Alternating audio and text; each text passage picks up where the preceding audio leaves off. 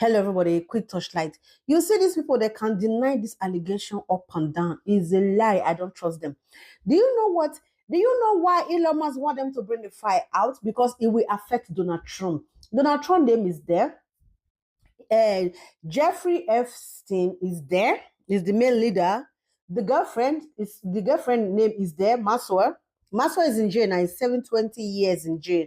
Why? The victim, Prince Andrew, is there too. The victim, her name is Virginia. Virginia committed suicide at the age of 41 years old. They have 3 kids. And Jeffrey too took his life in jail, in the cell. He took his life. I will leave this video here. Watch the rest video. Donald Trump has branded Mar-a-Lago the Southern White House. But in the 90s, Mar-a-Lago was Trump's South Florida party palace, one frequented by Jeffrey Epstein, who is facing charges for sex trafficking. He has pleaded not guilty. The president says his relationship with Epstein was no different than anyone else in their elite circle. Well, I knew him like everybody in Palm Beach knew him. He was a fixture in Palm Beach. I don't think I've spoken to him for 15 years. Yet, a tape in the NBC archives of a Mar-a-Lago party shows Trump giving Epstein his personal attention. The footage, shot in November of 1992, before Trump opened the resort as a club, shows the future president surrounded by cheerleaders for the Buffalo Bills and Miami Dolphins, capturing Trump's fun-loving bachelor lifestyle for an appearance on Faith Daniels' NBC talk show. We're going to get great ratings in your show. After a while, Trump goes to greet 3 new guests, among them the financier Jeffrey Epstein, more than a decade before his guilty plea on state prostitution charges. Donald Trump knew the cameras were there. In the video, he makes a point to draw Epstein's attention to them. And the video captures Donald Trump and Epstein chatting while watching a group of women at the party dance. It's not an image that matches Trump's declaration that he was not a fan of Epstein's. He said, quote, he's a lot of fun to be with. It's even said that he likes beautiful women as much as I do. And many of them are on the younger side. No doubt about it, Jeffrey enjoys his social life. So even that, I mean, to Bob Costa's point, in 2002, Trump had knowledge that Epstein liked women who were, quote, on the younger side. How many times did you see him? Was it 1? Was it 100? Right. Was he at your house? Was he at your house? Have you met him? Make him lie. Because I will tell you one thing right now. As we are sitting here, Mr. Epstein is in a little box somewhere sitting, and Joyce Vance tweeted about this, with the SDNY, and they're saying to him, we want a complete cooperation agreement, which means anybody you know that did anything illegal. There are a lot of powerful men, I think, having sleepless nights right now as a result of Mr. Epstein, and I think Trump is one of them. But the press should force him at everything. Let him get angry. Let him stomp out. Let him do whatever. Keep putting him against the wall on this. Based on that alone, once again, we're not accusing Mr. Trump of everything, but his answer of just, I broke off my friendship with him is not good enough. What was that friendship? Well, look, I think the big unanswered question about Epstein is, you hear there's been a lot of, people going out and getting him women, young girls. Question is, was he getting them for anybody else, number one? Number two, who was it that was getting him the women? I think there's a much broader net to be cast here than just one person. Described as a fierce warrior in the fight against sexual abuse, Virginia Giuffre was one of the most vocal accusers of the late financier Jeffrey Epstein and the Duke of York, Prince Andrew. I was recruited at a very young age from Mar-a-Lago and entrapped in a world that I didn't understand, and I've been fighting that very world to this day, and I won't stop fighting. I will never be silenced until these people are brought to justice.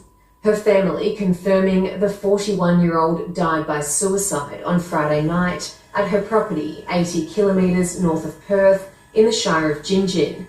In a statement, they said she'll be remembered for her courage and loving spirit, but in the end, the heavy toll of the alleged abuse became unbearable. Miss Giuffre alleged she was trafficked for sex to the Duke of York by Epstein on several occasions when she was a teenager in the early 2000s. A settlement was reached in 2022 in a civil case brought by Miss Giuffre against Prince Andrew, which saw him stripped of his honorary titles. The Duke has repeatedly denied the allegations. WA police say her death is being investigated by major crime detectives, but is not being treated as suspicious at this stage. Ms. Giuffre leaves behind 3 children, Christian, Noah and Emily, who her family say were the light of her life. And on the 136th day of his presidency, the wheels came off the Trump crazy train. Donald Trump was humiliated once again today in the Oval Office on the world stage, sitting in exactly the same humiliation chair where he has been repeatedly humiliated by visiting heads of state from Europe. Today, it was the German chancellor's turn to sit beside Donald Trump and humiliate him, but that got overshadowed by someone who was not even in the room today.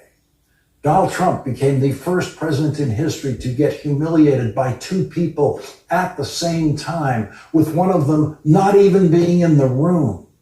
The richest person in the world, who Donald Trump now claims he fired last week, was live tweeting Donald Trump's stupidity festival in the Oval Office, saying, among other things, Donald Trump should be impeached. Donald Trump is by far the stupidest person any European head of state has ever had to meet. And Donald Trump is so stupid, he didn't realize the French president sitting beside him was humiliating him when he was the first one to visit during this presidency. The next one was the British Prime Minister, who humiliated Donald Trump without Donald Trump realizing it, of course. Donald Trump humiliated himself, and when President Volodymyr Zelensky humiliated Donald Trump during their meeting, in which Donald Trump lost control, egged on by his buffoonish vice president, while President Zelensky showed the world what courage and leadership actually look like.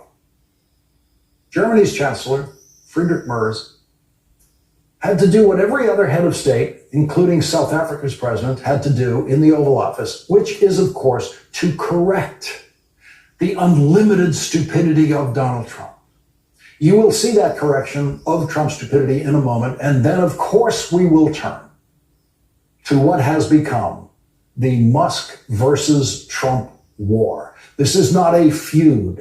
This is the world's 2 craziest, most dangerous, rich people, each trying to find a way now to completely destroy the other. Not feud with the other, destroy the other. Elon Musk is now calling for the impeachment of Donald Trump. Donald Trump is now calling for cutting off all government contracts with Elon Musk's companies. Steve Bannon, Trump ally, is now calling for Elon Musk to be deported. All out madness has broken out in Trump world, with Donald Trump at the center of the madness, causing all of the madness. But before we turn to that, we'll focus on that moment in the Oval Office today. It was another moment of disgrace for Donald Trump. Donald Trump showed his juvenile goofiness and sheer ignorance when he laughed, yes, laughed about tomorrow's anniversary of D-Day, thereby taking his new place in history as the first president in history to laugh about D-Day, a day when no one in the Trump family was killed, but 2,501 American soldiers were killed storming the beaches of Normandy on this country's most heroic and history-changing single day of warfare.